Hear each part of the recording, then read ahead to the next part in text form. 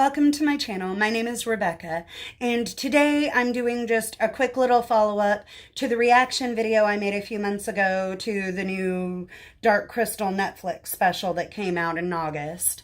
I did the reaction video and I said that I was going to review the show, and I never did get around to it. And the truth is, the show turned out to be about what I expected it to be. I didn't like it.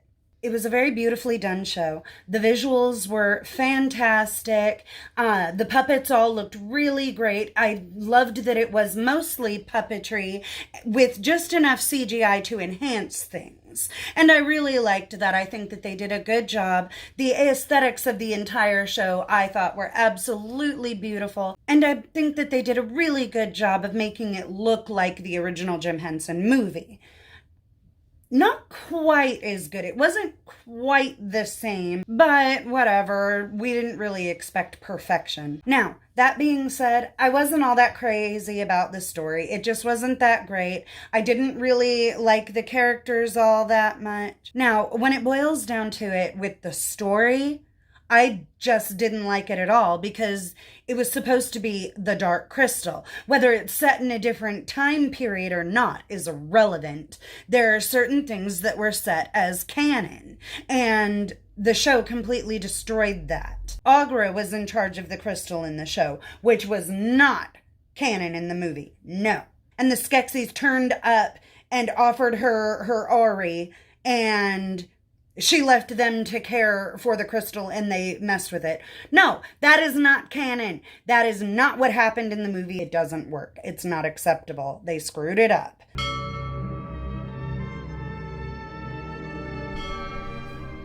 The 1984 movie culminated in the fulfilling of a prophecy foretold many, many years before of a gelfling who would come along and help the mystics to reunite with the Skeksis. During the scene in the movie, Agra speaks of the prophecy.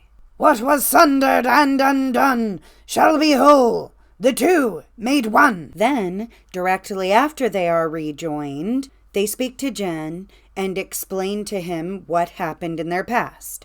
In their words, "And now the prophecy is fulfilled. We are again one. Many ages ago, in our arrogance and delusion, we shattered the pure crystal, and our world split apart. Your courage and sacrifice have made us whole and restored the true power of the crystal."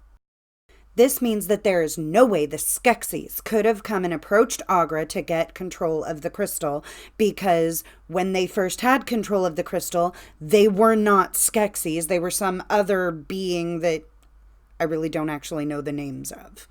They then go on to say, before disappearing into the ether, "Now we leave you the crystal of truth. Make your world in its light." Now, considering that Agra, the supposed former keeper of the crystal, was right there, why would they then pass off the care of the crystal onto Jen and Kira? It would have reverted back to Agra, I would think. Except that it didn't happen. This is how the show bastardized a beautiful movie and destroyed the prophecy.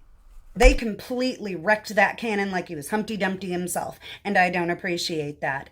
I've said it once, I will say it 1,000 times. If you want to tell an original story of your own, go tell your own original story. Come up with your own characters, come up with your own world, do whatever. But you do not take someone else's story and change it to suit your new storyline.